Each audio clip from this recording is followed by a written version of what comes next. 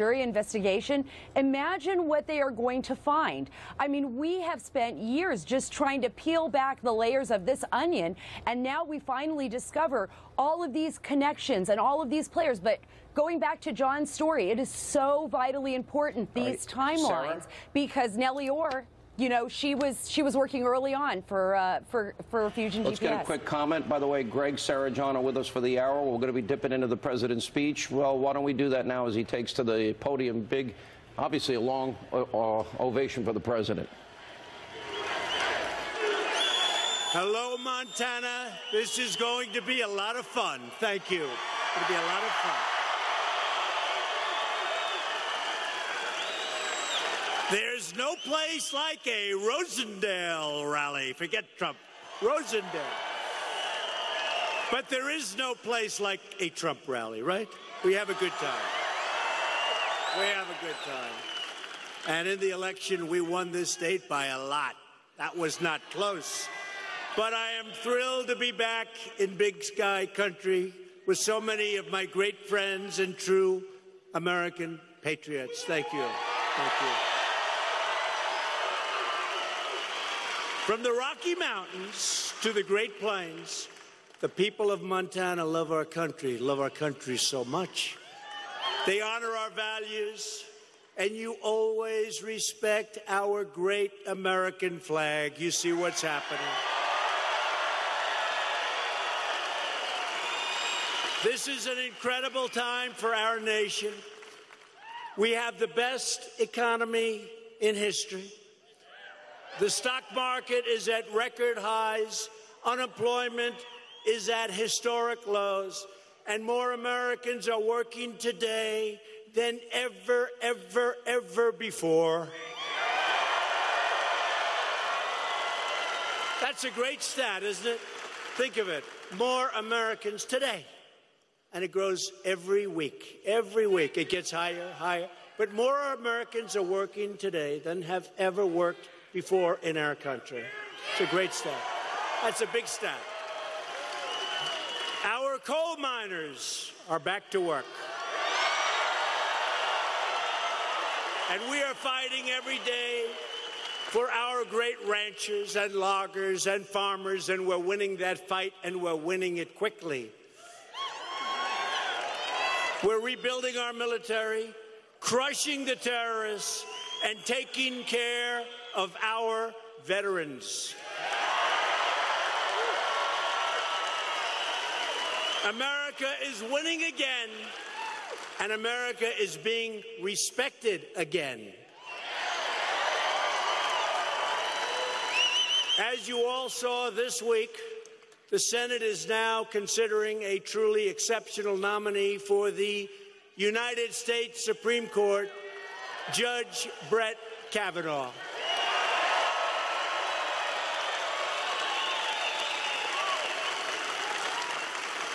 And he's doing really well. But do you believe the anger and the meanness on the other side?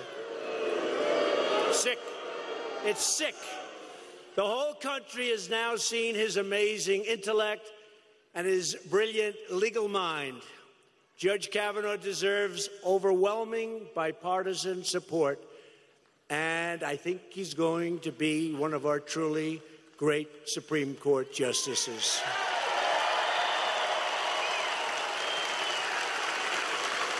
So tonight we're joined by truly terrific Republican leaders from the great state of Montana, including a friend of mine, an incredible senator, somebody that works so hard.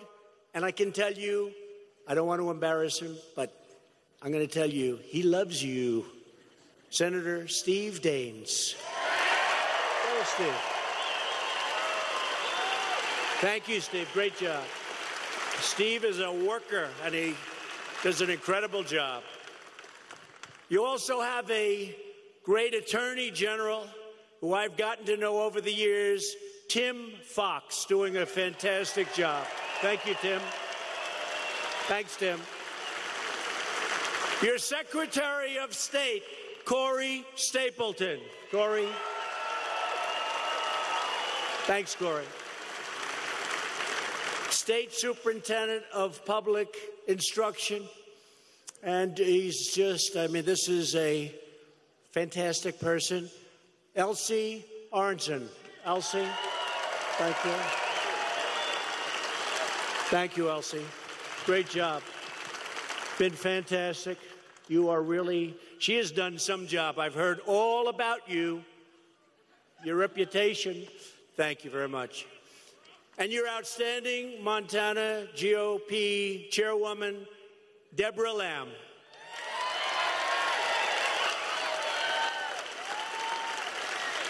So, Deborah, how are we doing now compared to Election Day almost 2 years ago? Can you believe it? How are we doing? Better, even? Better, good. That's what we're doing in most states. And the states that we won, we're doing better. Thank you. Thanks. Great job. Great job, Deborah. I'm also thrilled to be joined by Montana's terrific member of Congress, a true champion for Montana. And I'll tell you what, this man has fought in more ways than one for your state. He has fought for your state. Greg Gianforte. He is a fighter and a winner. He's a winner. Great.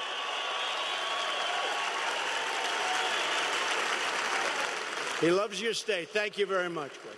Great job. Everybody has to get out and vote for Greg and vote for people that are going to vote for us, because without that, you're going to lose a lot of the things that we've won over the last 2 years. You're going to lose them, and you're going to lose them fast. Can't let that happen.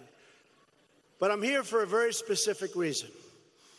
Please welcome the person that we have such respect for. He's now leading in the polls.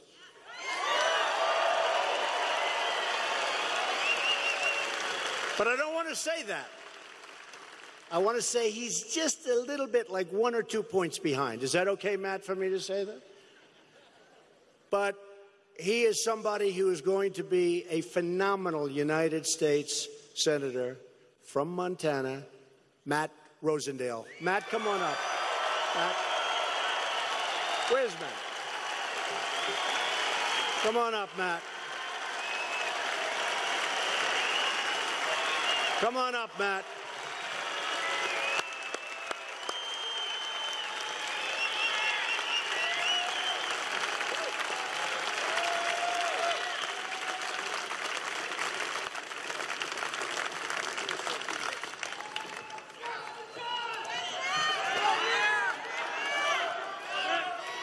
Welcome back to Montana, Mr. President.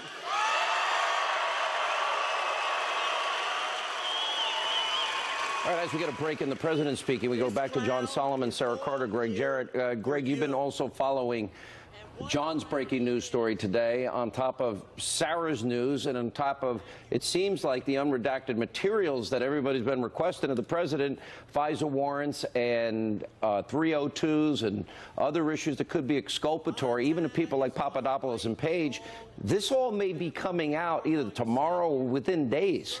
Talk about John's report and the unredactions, or the president literally freeing this information that Congress has been seeking forever.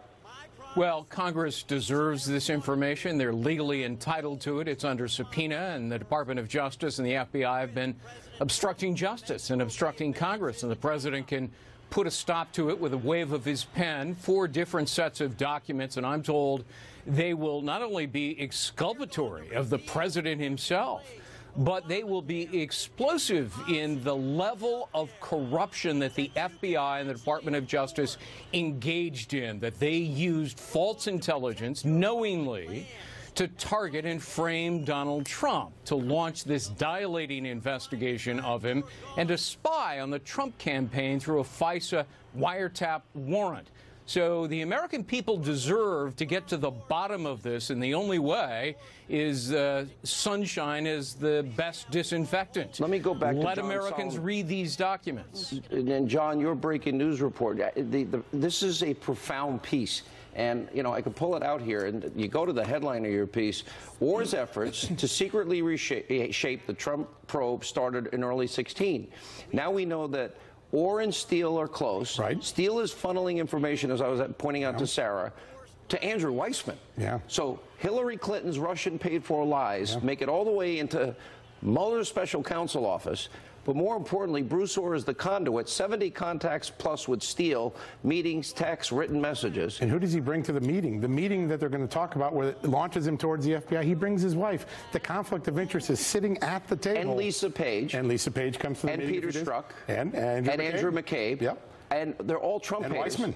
And Weissman. Okay, so now the question is this. Is this the insurance policy exposed? I think it is. And here's the theory that I've been hearing from people who really know about this. They started the investigation of Papadopoulos. They got some exculpatory information that Papadopoulos wasn't what they thought it was. They should have shut it down then. Steele walks in the door and allows them to keep it open without them getting in trouble. That's going to be what we learn, I think, when these documents get unsealed. And I think everything Greg and Sarah have reported the last 2 years, they're all going to be corroborated by those documents. I know that and I too, by the way. Of course. We've been out on a little bit of a limb with all of you, so it's a team of us here. It is a team. Yes. But let me go to Sarah. The other big news that the news doesn't focus on at all, because they're not news, they're fake news. The grand jury. We now know a grand jury's convened, and that witnesses are appearing before the grand jury. This is about McCabe, but I believe it's also going to be about Sally Yates, Jim Comey, and Rod Rosenstein, because they all signed the phony FISA warrant, the Russian lies, with grand omissions that they never verified, Sarah. This is Rosenstein's FISA, and I say this over and over again because he signed the fourth FISA warrant. The fourth part of that warrant was the renewal, the last renewal on Carter Page. So, Sean, he had all the information of the previous FISAs at his beck and call.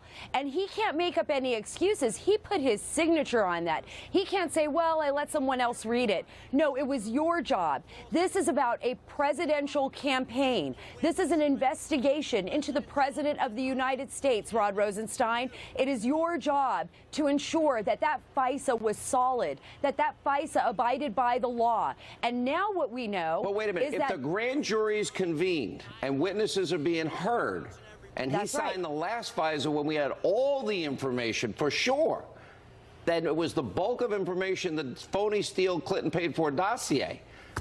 If I'm Rod Rosenstein, I'm scared to death tonight.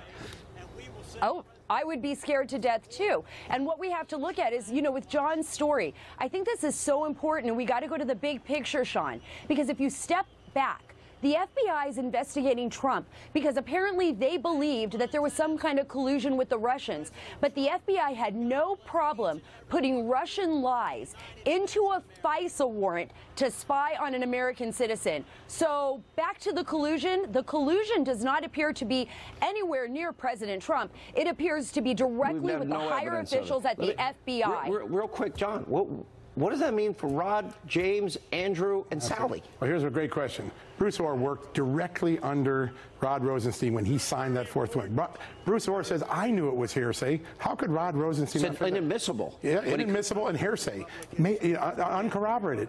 Rod Rosenstein, should he have the ability to sign FISAs going forward? That's a great question we should ask the Justice Department. Is it possible he doesn't? We don't know. We have to ask that question. That's a question I've had pending for a couple days at the Justice Department. All right, back to President Trump, and we'll continue with John, Sarah, and Greg straight ahead. And by the way, you obstruct these justices, you're going to lose your Second Amendment. You're going to lose your right to those guns. You're going to lose your Second Amendment. So be careful. Be careful. Be careful. And don't forget, Tester's going to vote with the Waters and the Pelosi. Can you imagine? Maxine Waters is your new leader in the party. Can you believe it? Maxine Waters. She is something. But he's going to vote for Schumer. They're going to do whatever they say. They stick it. I will say this. One thing. Their policies are horrible. They're for open borders, meaning let all the crime come in. They're against so many things that you want. You know, I've been saying, and I've been saying it strongly, they're going to take away, they're going to hurt your Social Security so badly, and they're killing you on Medicare. Just remember that. I'm going to protect your Social Security. We're going to take care of your Social Security. Matt Rosendale is going to make sure we're not touching your Social Security, and your Medicare is only going one way. That's stronger. They're going to end up taking it away from you, and you won't even know what happened. And on top of that, you're going to pay more tax. It's crazy. John Tester will never drain the swamp because he happens to live in this swamp and he loves the swamp. John Tester, I feel a little guilty because, you know, he did run the most beautiful commercial. I heard yesterday it started, and he's like my best friend, President Trump this, President Trump that. It's amazing when you win a state by a lot of points, how even Democrats can like you. Isn't that crazy? But the problem is he's never going to vote for me. He's not going to vote. But he's taken more cash from lobbyists than almost anyone in the entire Senate. He's controlled by his donors. One of the saddest things that I've seen is when John Tester and what he did to a great, great man, Admiral Ronnie Jackson. Admiral Jackson was subjected to horrible lies and smears. Now, I'm, you know, a victim of that too, but I'm sort of getting used to it. At least it's my job. You know, I was going to say, I'm a politician. I never thought I was going to say I'm a politician. Can you believe I guess I'm a politician? You know? I guess I'm a politician. Think of it. I didn't want to say that. One of the few times I've said it, yeah, I'm a politician. But, you know, I've only run once, and that was for president, and I won. How did that happen, right? Isn't that nice? I won once, and I won. A lot of people have spent their lives trying to be president. We know them all. Some we respect, and some we don't respect too much. But Ronnie Jackson, he's a doctor. He's an admiral. He's actually the doctor that gave me my physical, and he said that I'm in great shape. And the Democrats and liberals and deep state, they were very upset to hear that. So they got tougher and tougher, and they lied more, and they write more books now. I have books that stacked up this high. Actually, the ones that are really good are number 1, 2, and 3 on the bestsellers list, right? The really good ones. By Justice, you know, I call her Justice, but she's Judge, but she's Justice to me. Janine, we love her. Judge Janine, by Greg Jarrett. How about Bongino? He's got a very successful book. How about Bongino? So many, and they're all doing great, and that's what makes me happy. But the media doesn't talk about those books. They only talk about the bad ones, of which there are plenty. They're lies, but they're plenty. But Admiral Jackson, his reputation was attacked, and all of those horrible things that were said about him turned out to be lies, and they turned out to be false. Remember? People don't want to say that. In the last election, Washington Democrats put John Tester in charge of electing extreme liberals. I mean, I'm talking about serious liberals, many of whom you're watching attacking Judge Kavanaugh and looking like fools, frankly, looking like fools.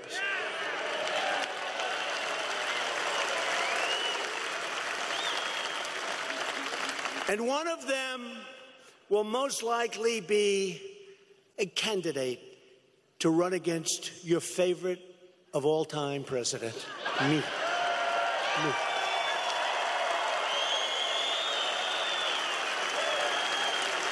But when I see the anger in their eyes, when I see the anger of what they say to an intellect far greater than theirs, not even a contest, but I see the anger and the hatred. What are they doing? What are they doing? They're losing by doing it. They're losing by doing it. I just want to finish off, though. What Tester did to Admiral Jackson should never, ever be allowed. Ronnie Jackson is a great man. Ronnie Jackson has led a great and beautiful life. And to have lies told about him, I would never repeat what they are. See, in my case, they repeat them. I say, don't repeat them. They're terrible. They say, no, we're going to deny them. Do we love Sean Hannity, by the way? I love him. But here's the only thing. He puts up all these losers that say horrible things. I've got to talk to him. One after another. Donald Trump. He's lost it up here. You know, it's pretty tough. I stand up here giving speeches for an hour and a half, many times without notes. And then they say, he's lost it. And yet we have 25,000 people showing up to speeches.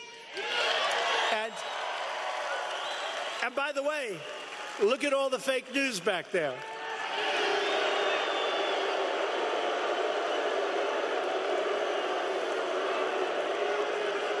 Donald Trump. They go, Donald Trump. You know, it's really funny. Donald Trump's lost it. So I beat 17 great Republicans. I mean, senators. I beat governors. A couple of people, great people like Ben Carson. I beat a lot of great people. Ben Carson was tough. But I beat 17 great people. And I respectfully say, I beat the Bush dynasty. Okay. That's over. Pretty recently. Okay. Now I have the privilege of going against crooked Hillary Clinton. So I beat crooked Hillary.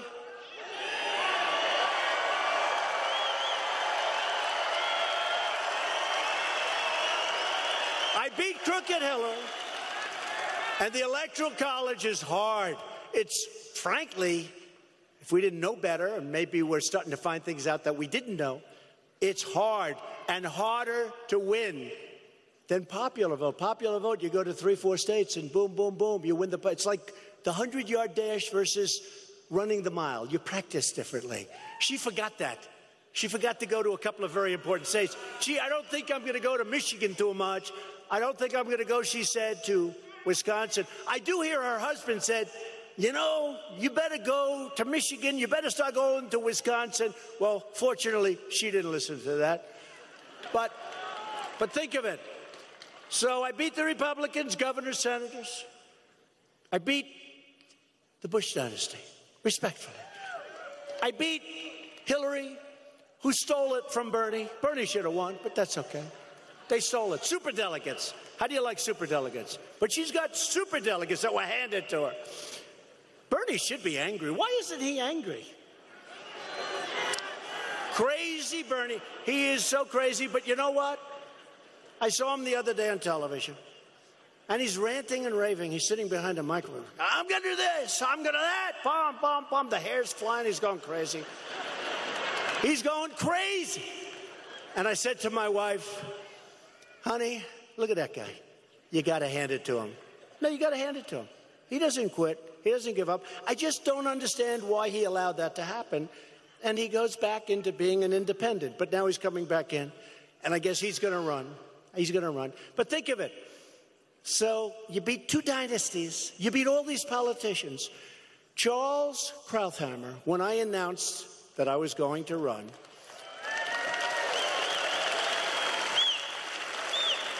he said, why would he run?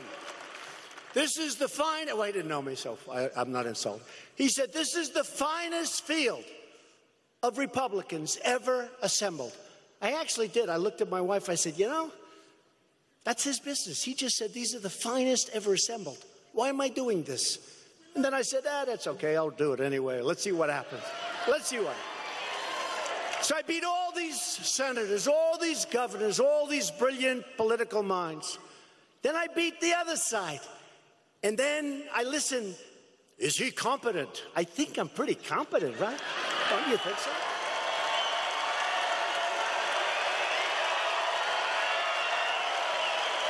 Is he competent? And their ratings are down the tubes. You know why? Because people get it. They really get it. But it is funny to hear that you have all these victories. And you know what? More important than those victories, we're winning in the United States now. We're winning on trade. We're winning with our military. We're knocking the hell out of the terrorists. We're winning now in the United States. You look at what's going on. We have new deals being made. We have a deal we just made with Mexico. That's a fair deal. It's not that horrendous deal that was made years ago that should have been changed years ago. We're negotiating with Canada. We'll see what happens. We're in a little bit of a skirmish, but doing really well with China. You see what's going on. Really well. I have great respect for President Xi of China, but honestly, we have to be treated fairly. Last year, we had a trade deficit of anywhere from $375 billion with the B dollars to, I say, $504 billion. Either one is not acceptable. So we're doing that, and it's working out very well. I just came on stage, and I was told that Kim Jong-un said some terrific things about me. He said, I have faith in President Trump. Think of this. You don't hear that from them. And just moments ago, they put on that he said very strongly that we want to denuclearize North Korea during President Trump's tenure. That's a nice, he just said it, But in the meantime, even if he didn't, we got our hostages back. There's been no more missile testing. There's been no more rockets flying over Japan. There's been no more nuclear testing. And we have a good feeling. He likes me, I like him. Who knows what's going to happen? But I can tell you what. The day before I took office, and even, I must say, because, as you know, the rhetoric was fairly tough. It's interesting. With him, I had very tough rhetoric. And the fake news was saying, it's too tough. He's going to get us into the war. It's terrible. He's being too tough. It's horrible. What does he know about this? He knows nothing. I watched all these guys who have been losing for 30 years explaining why my method of negotiation wasn't working. Right?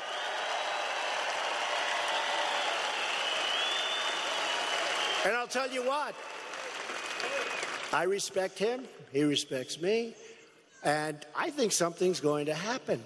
Take your time. I say, we take your time. Sanctions are on. But think of it. We got back our hostages. I didn't pay $1.8 billion. We got back our hostages. Paid nothing. We paid nothing. But it's funny, you know, because other than NATO, because I got them to pay billions and billions of dollars more, because we're paying for NATO. We're paying this massive percentage of cost. We're protecting Europe. But I got them to pay billions of dollars more, and the fake news said he wasn't respectful to the leaders of other countries. And they're right in a way, because I said, listen, folks, I'm sorry, you're going to have to pay up. You got to pay up. You're delinquent. You know, in real estate, we say you're delinquent. And somebody asked me, it's really amazing they never covered this, because if they do, they would have said this is terrible. One of the leaders in front of the others, 28 nations, one of the leaders, who I get along with all fell. They respect us now because they couldn't believe. For years, NATO spending was going like this. And by the way, this is spending to protect them against Russia. You know, they keep talking about Russia.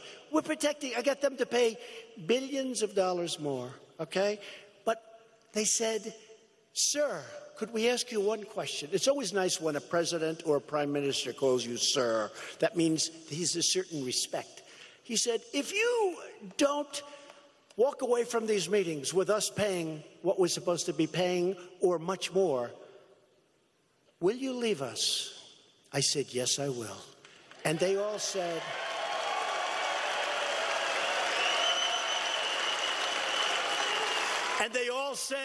we'll pay. We'll pay. Now, the mainstream media doesn't want me to say that. They want me to say, no, no, sir, we'll never leave you. But then there's no reason for them to pay, right? Why would they pay? Supposing they asked me the same question. Sir, and we're talking about billions. And last year, Secretary Stoltenberg, Secretary General, head of NATO, he goes around, he's like my biggest fan. And I like him too. But he goes around saying, last year, that was when I just did a minor, because, you know, I was only in office for about 14 seconds. So I couldn't, you know, I didn't want to use too much bravado. You know how much they paid extra? $44 billion. That was last year. This year, it's much higher, because now I feel comfortable. I asked them in a more firm manner. And they're paying, and they should pay. But they were saying that I didn't treat them well. If I would have done what they said, or if I would have done what these consultants and these people that I watch on television who used to do this stuff, they all failed. They failed miserably. So we have our own way. It's a great way. But it's really interesting, because when I was dealing with North Korea and they were saying, he's too tough, he's too tough. One of my best meetings ever was with Vladimir Putin. And they said, he was too nice. He was too nice. They wanted me to have a boxing match on the stage. We had a great meeting. We talked about Ukraine. We talked about Syria. We talked about the protection of Israel. We talked about so many great things. But they came back and they said, it was terrible. I said, what was terrible? We had a great meeting. And, you know, when I came off stage, they were all saying, that was a great meeting. Thank you. That was a great news. Then I got onto the plane and they said, sir, I don't think they liked it. I said, they liked it. They're just fake. They're fake news. We had a great meeting. It was a great meeting. And you know the funny thing? If I was tough, if I would have said, you're never going to do this again. There'll be no more of this and no more of that, and stood him right in the face and then started boxing. You know what would have happened? They would have said, he's too tough. That was a disgrace to our nation. The truth is, with these people, you can't win, but we're winning. I'm president. You're president. We're winning.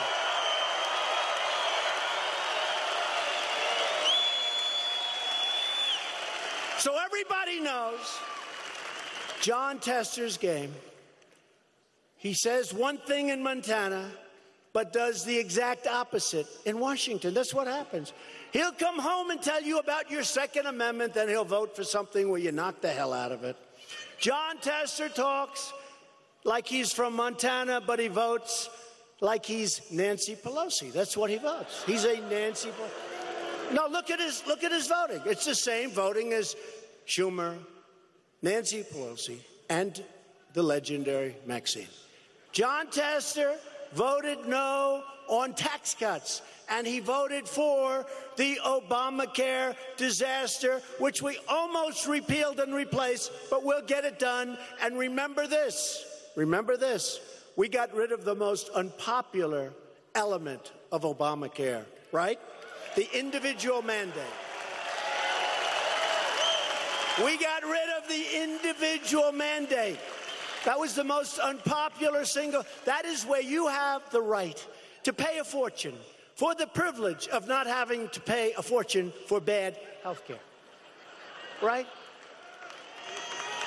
It's incredible. But we got rid of it. We'll get rid of all of it. And you know, one thing I have to say also, Obamacare was going up 115%. 125%, 80%, 60%, 53%, all different places. It was going up massively. You know, we want to repeal and replace it, and if we get enough Republicans, we will, and we'll have a much better health care. We've already come up with some of them, association care, etc. But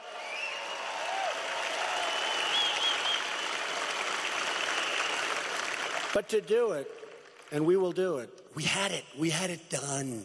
We had it done. But remember, Tester voted no. He voted no on Kate's Law. Kate's Law. What could be better than Kate's Law?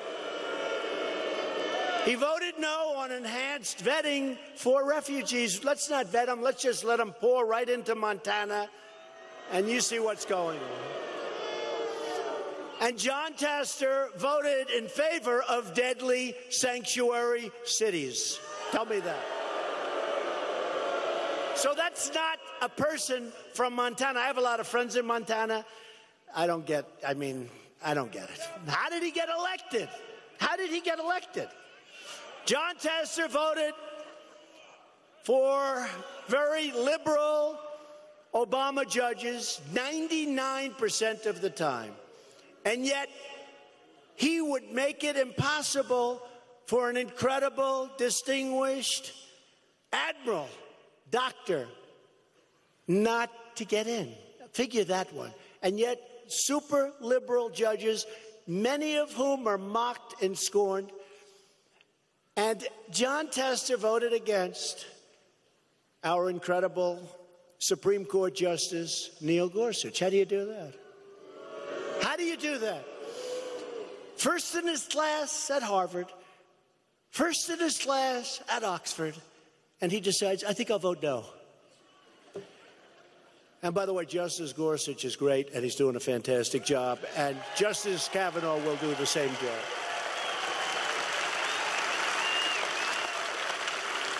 It's embarrassing to watch those people make fools of themselves as they scream and shout at this great gentleman. This election, you aren't just voting for a candidate. You're voting for which party controls Congress. Very important thing. Very important thing. I don't even bring it up because I view it as something that, you know, they like to use the impeach word. Impeach Trump. Maxine Waters, we will impeach him. But he didn't do anything wrong. It doesn't matter. We will impeach him. We will impeach. But I say, how do you impeach somebody that's doing a great job, that hasn't done anything wrong? Our economy is good. How do you do it? How do you do it? How do you do it? We will impeach him. But he's doing a great job. Doesn't matter. Remember that line. He's doing a great job. That doesn't matter. We'll impeach him.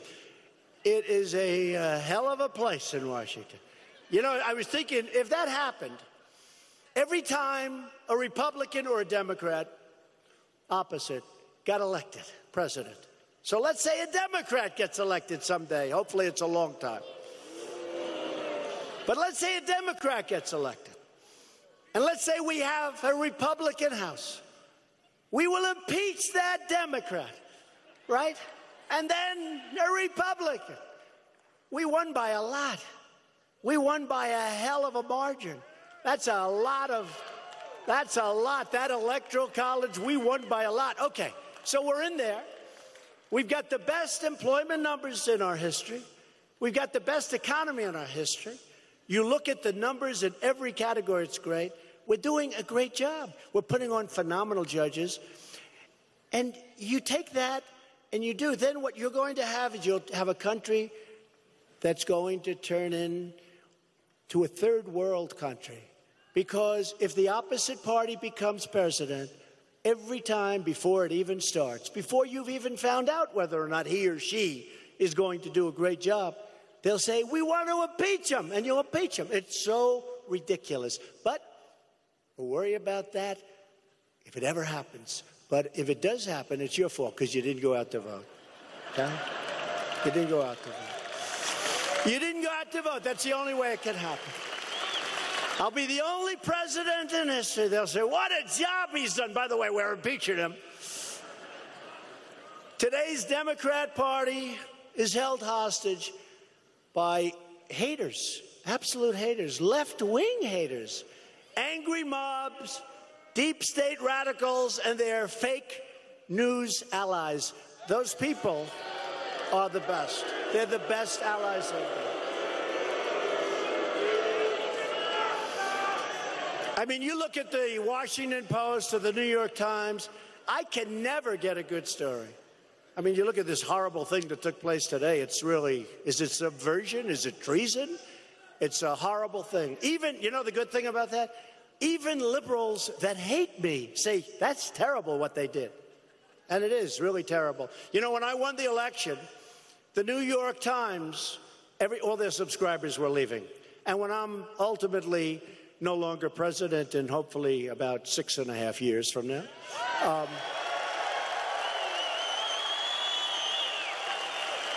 the New York Times will go out of business. All of them will be out of business. CNN will be out of business. They're almost out of business now if you look at their ratings. They're close to out of business. But they'll be out of business.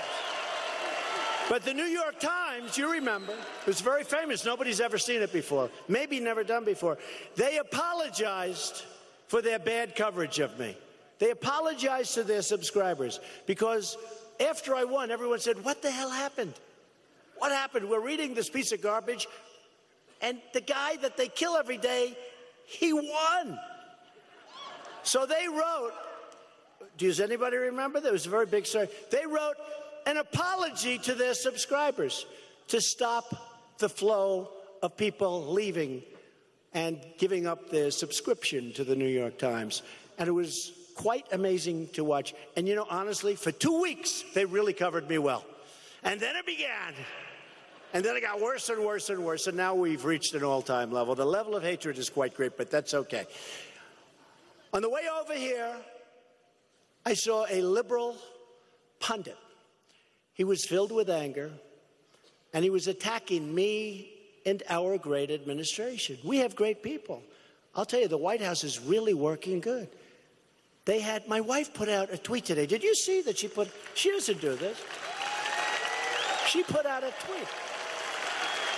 They had me stomping around, screaming with anger up in my area of the White House where I live with my wife and son, Barron. They had me screaming, shouting like a lunatic. And I had a television. I said, what are they saying? I had 6 people in my office. I was in the Oval Office.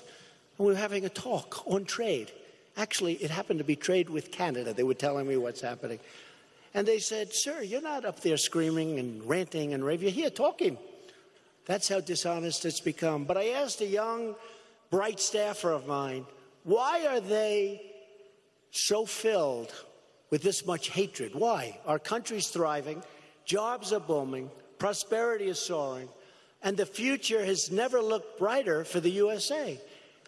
And the young aide looked at me and he said, Mr. President, these liberal pundits, they're haters, but they're so angry because you've upset their entire way of life. It's true. But I said, but let's get this straight. So the country's really doing well. And he looked at me and he said something that maybe is true. I find it hard to believe. He said, sir, they just don't care. It's really pretty sad, right? You know, when you look at what's happening with all of it, including our military rebuilding, we're rebuilding, and everything that we're building is being made right here. The best missiles in the world, the best planes in the world, the best ships in the world.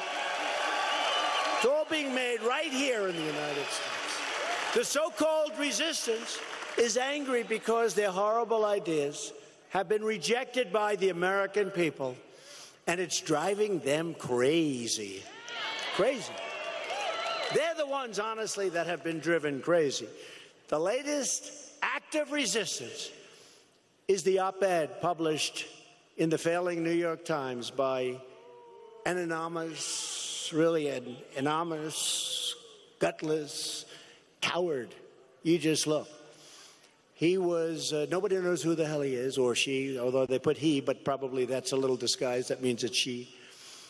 But for the sake of our national security, the New York Times should publish his name at once. I think their reporters should go and investigate who it is. That would actually be a good scoop. That would be a good scoop.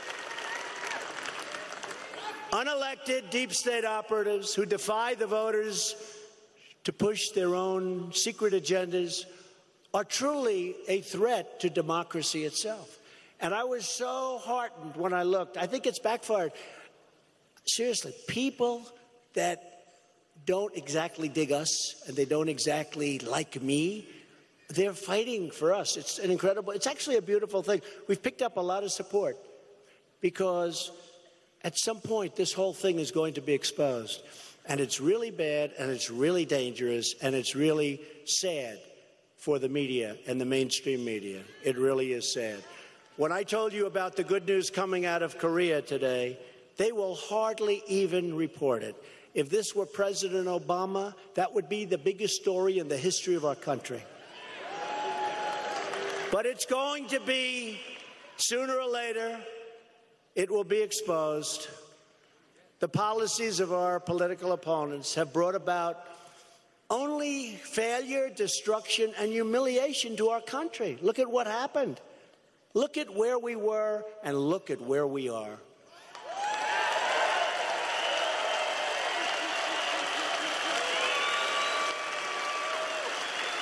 And we have tremendous potential upward. And other countries, by the way, are not doing well at all. And had I not won, we would have been in negative. We wouldn't be at 4.2. We would have been in negative numbers. We were going down. We were low, and we were headed down. We freed up this country with the regulations and the tax cuts. We freed up our country, and it's great to watch. But if you don't elect Matt, I will tell you, they can change it very quickly. They said, Nancy Pelosi said yesterday, she wants to raise your taxes.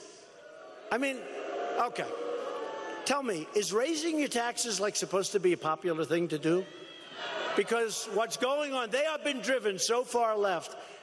I don't know why they don't talk about red waves. I mean, historically, the person that's president, when you have the party having the president, they don't do well in midterms, but nobody's ever had an economy like we have. Nobody's ever had this economy, so hopefully you're going to remember that.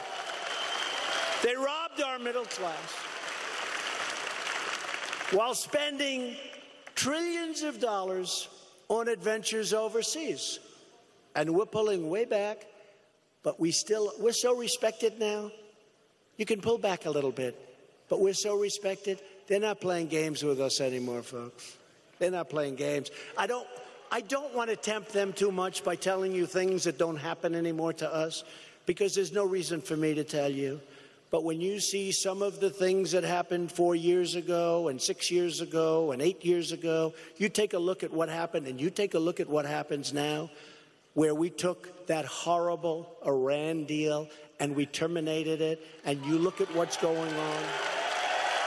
We're respected again as a nation. We're respected again as a nation. But these people enrich themselves while shipping our jobs to other countries, and they oversaw the greatest transfer of wealth in the history of the world. It's true.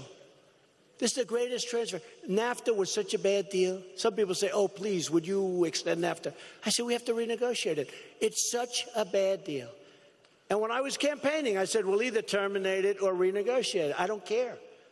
But so far, it looks like it could happen where we'll renegotiate it. But these disastrous policies were on the ballot box in 2016, and they lost big. That's why we're here.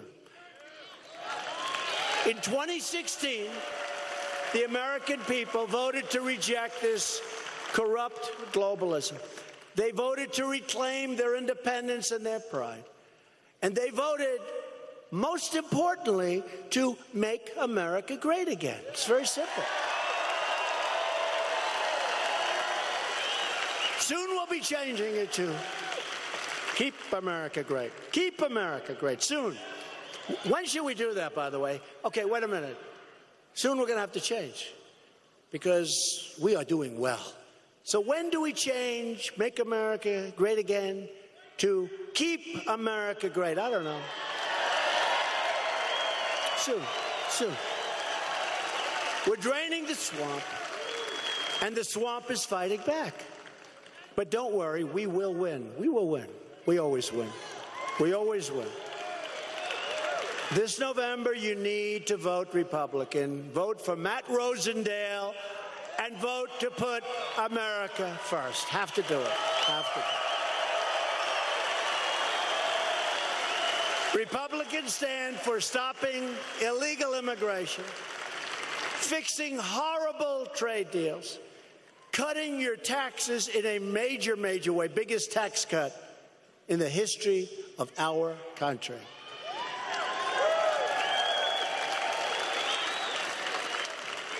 And in addition to that, we got Anwar. You know what that is, right? In Alaska. They've been trying to get that approved for 50 years. We got it approved. It's part of that plan. We'll be defending your Social Security, which the Democrats will destroy. And we're going to be defending your Medicare and protecting the safety net for truly needy Americans, people that need help, that are Americans, not for people that come into our country illegally.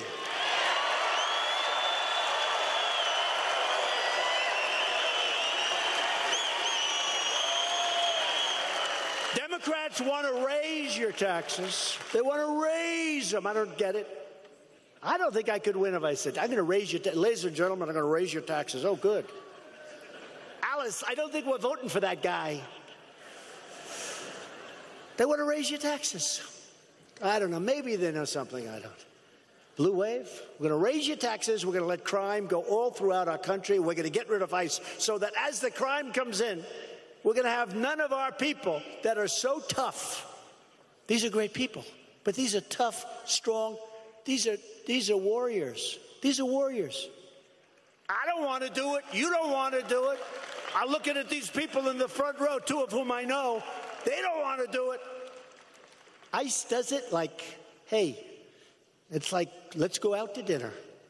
They have done an incredible job. So they want to raise your taxes. They want to open your borders. They want crime to pour in because that's what's going to happen when you open your borders. How about the governorship of California? He just announced that he wants to open borders and he wants to let anybody come in that wants to. And then he wants to pay for all medical, for all school. What happens, I said, if the entire world decides to go to California because they get free health care, free medical care, and free education? California has just increased in size to 500 million people. California has just become one really large person. California, think of it. He says, I want to open the border. I want everyone to come in. At the same time, for illegal aliens, illegal immigrants, a lot of different names, he wants to get rid of ICE. He wants to cut down on law enforcement. And he wants to pay for their medical, their health care, and their education. But I really asked the one, look, it's all about common sense, right? I think I won because of common sense. And because, like you, me, we're smart. We're really smart. But I said to myself, just common sense. Everyone's going to come in.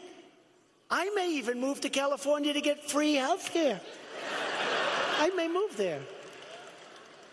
The last time Democrats were in power, they cut Medicare by more than $700 billion to pay for the scandalous Obamacare.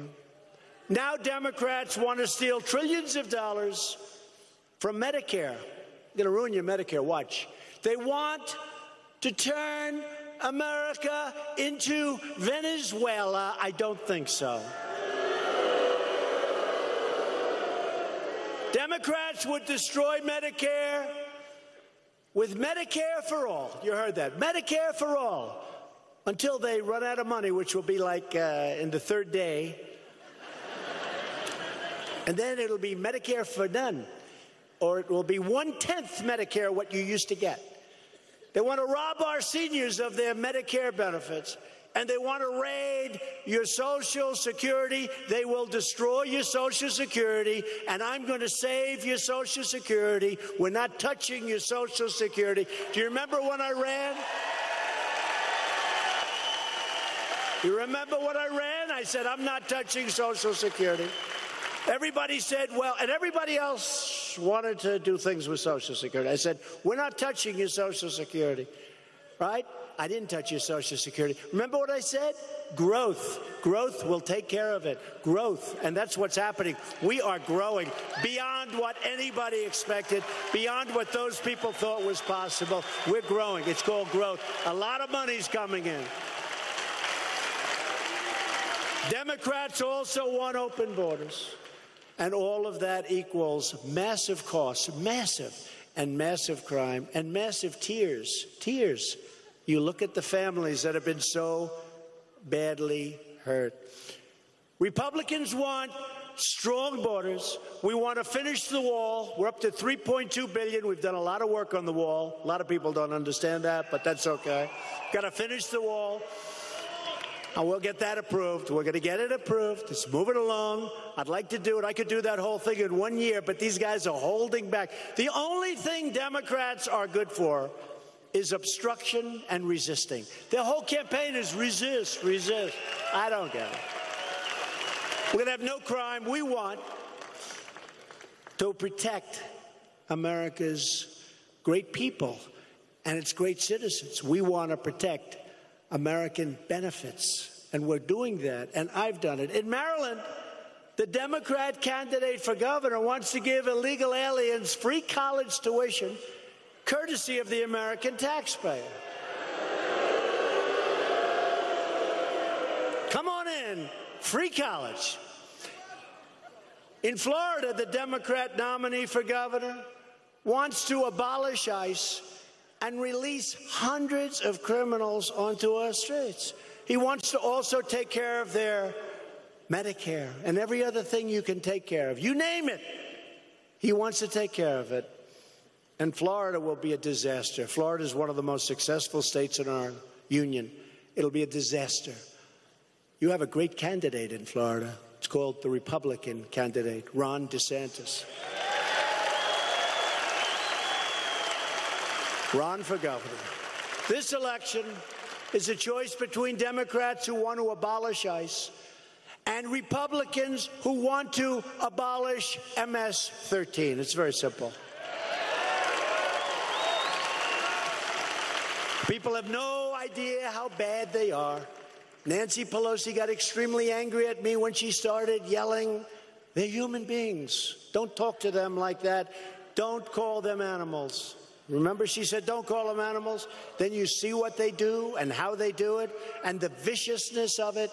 No, I'm sorry, Nancy. I'm very sorry. Hate to tell you, Nancy. You're going up the wrong tree, Nancy. Republicans stand proudly with the brave men and women of ICE, with Border Patrol, and with our law enforcement.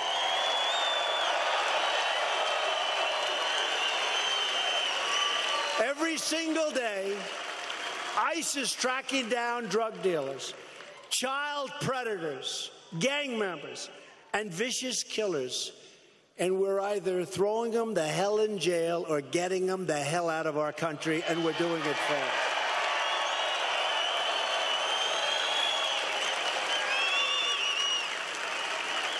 This election is about safety. This election is about jobs. It's safety and it's jobs. Thanks to Republican leadership, our economy is booming like never before in our history. Think of it. In our history, nobody knew this was going to happen. If I would have said this on the campaign trail, if I would have used 4.2, you saw it was adjusted upward from 4.1, 4.2 GDP, the press would have gone after me. They would have said impossible. Jobless claims just fell to a 50-year low, 50 years.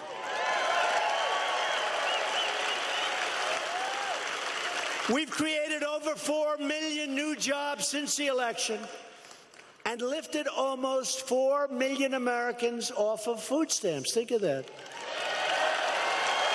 Not only is it good for them, our country saves a tremendous amount of money, but it's good for them. They have jobs.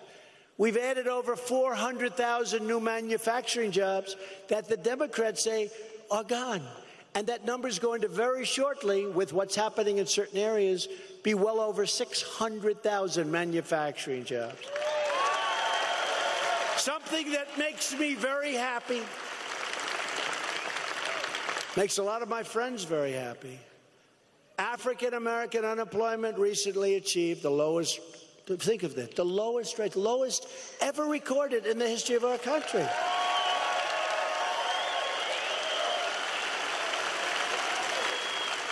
Remember, I said, what do you have to lose? Go with me. What do you have to lose? So good. We're going to have tremendous African-American support because they say and they see. You know, before I said, what do you have to lose? Now I say, see, look what's going on. The lowest unemployment in the history of our country. Hispanic American and Asian American unemployment have also reached their lowest rates in the history of our country. History. Youth unemployment has just reached its lowest rate in nearly half a century. Unemployment for Americans, this is so important, without a high school diploma has reached the lowest level ever recorded. Think of that. Women's unemployment recently reached its lowest rate in nearly 65 years. We've added 100,000 jobs, building pipelines and supporting the production of oil and natural gas. We've added something great to our portfolio by increasing exports of clean, beautiful coal by over 60%. 60%. And Montana knows something about coal. Think of that, over 60%. We freed it up. It's a great natural resource for us. Clean, I call it clean, beautiful coal, what they can do with coal today. In the first 8 months of 2018, Montana coal production increased by 2.5 million tons. It's a lot. That's a lot, right? To continue this incredible momentum, we need to elect more Republicans like Matt Rosendale. You got to do it, because it can be turned off. It can be turned off so quickly. Last week, we made another truly historic announcement. We're replacing NAFTA with a beautiful new brand, because it's a much different deal. It will be called the U.S.-Mexico Trade Deal. One-on-one. And hopefully Canada will come into that deal, and if they don't, that'll be fine, and if they do, that'll be fine. Either way, we can live, we'll be very happy. I think they will, because we love Canada. We do love Canada. They've treated us pretty badly in trade for the last 40 years, but that's okay. It wasn't my fault. We're going to make a fair deal with Canada, just like we did with Mexico. We're cracking down on unfair trade practices emanating from China. America is tired of getting ripped off. We're going to get a great deal for our farmers and ranchers and factory workers. We're giving our workers and businesses a level playing field. Republicans passed the biggest package of tax cuts and, very importantly, tax reforms. The average Montana family of four will take home $2,281 extra dollars this year, and many will take home much more than that. And our tax cut saves family farms and ranches and small businesses from unfair estate tax, also known as the death tax. So now if you leave, you're a guy, have a beautiful farm, husband, a wife, and you love your kids. By the way, if you don't love your kids, don't leave it to them. Don't worry about it.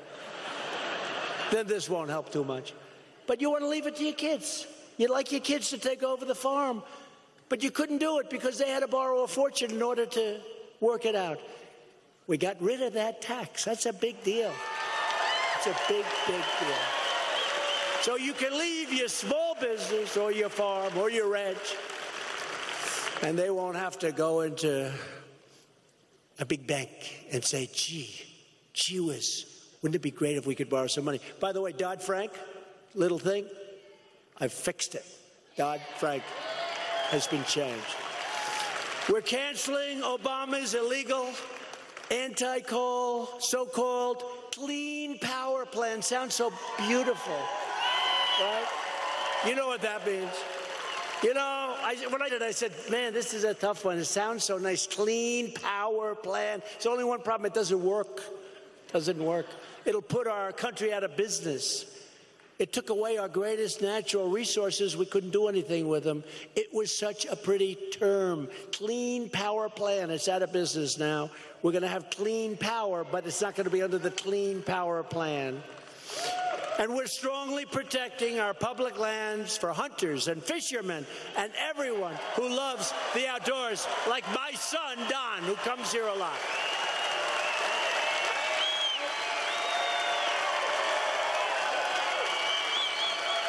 My son comes here a lot. You know that. A lot of you know my son, Don, comes here. He loves hunting.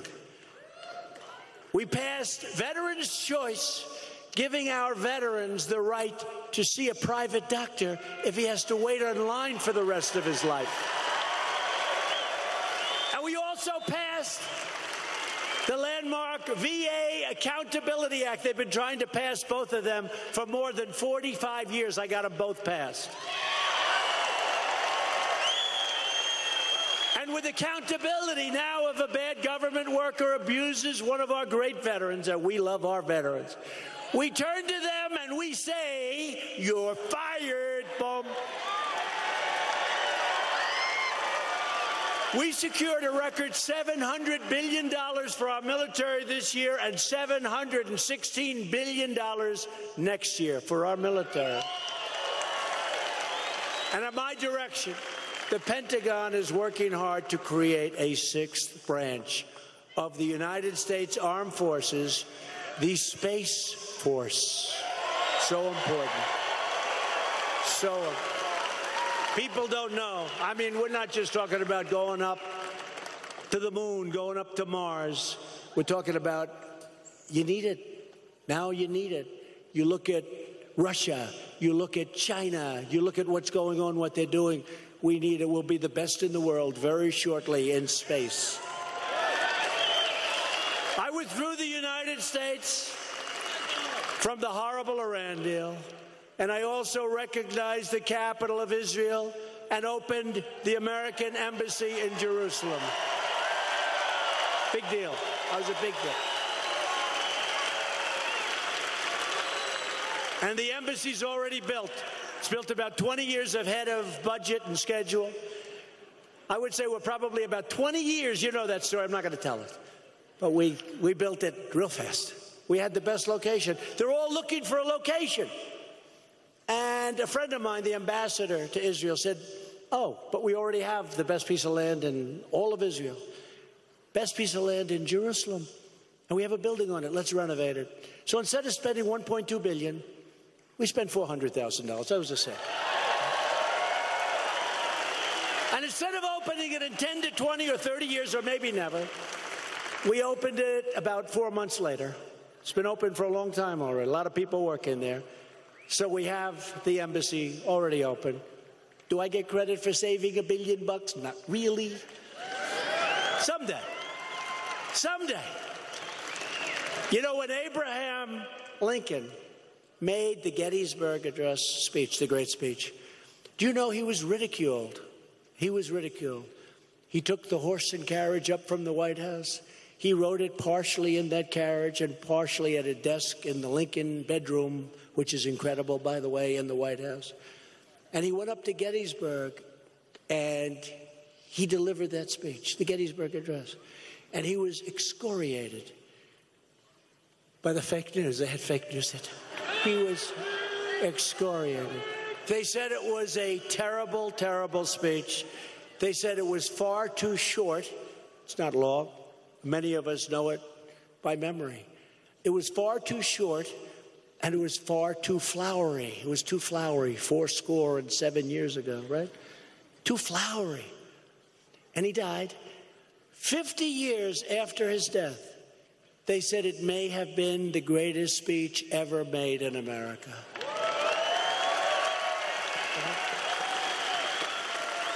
Pretty good. Pretty good. I have a feeling that's going to happen with us. In different ways, that's going to happen with us. For years, you watched as your leaders apologized to other countries for America. They apologized. We're so sorry. We're so sorry. So sorry. Now you have a president who's standing up for our country. I'm standing up for America.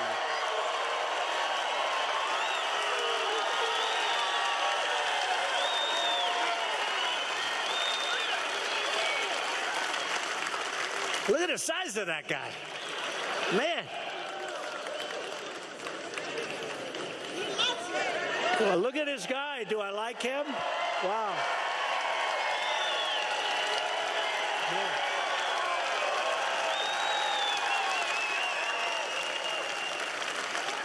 We're not going to mess with him tonight, I tell you. Thank you, man. That's cool. That's really great. Thank you very much. We're standing up for your values. We're standing up for Montana. And we're standing up for our national anthem and our flag. But if Democrats get back into power, they will try to reverse all of our incredible gains, gains like nobody thought possible. So this November, you need to get your friends, get your family, get your coworkers, and get out and vote Republican. Get out and vote for Matt Rosendale. He's going to be a great senator, and he'll always vote for what we want. He will always vote for America first, for Make America Great Again. Matt will always be voting for us. Won't just be talk. Loyal citizens like you help build this country, and together we are taking back our country. Sometimes not so easily, but it's happening, and it's happening fast. We're returning power back to where it belongs, back to the American people. Our American ancestors braved the oceans, tamed the wilderness, won a revolution, and fought to victory in 2 world wars. We defeated fascism, triumphed over communism, and we delivered millions into freedom. Our ancestors built the railroads, linked the highways, and they proudly planted an American flag on the face of the moon, which is not shown in that movie. They did not show that in the moon. See, what they're missing is that that movie would have been a much bigger success if they planted the flag like they were supposed to. We stand on the shoulders of generations of American patriots who knew how to work, knew how to fight, and knew how to win. Just like them, we're going to keep on fighting, and we're going to keep on winning. We will not bend. We will not break. We will never give in. We will never give up. We will never, ever back down. And we will always fight on to victory. We're going to have victory. We're going to keep it going. Because we are America. And our hearts bleed red, white, and blue.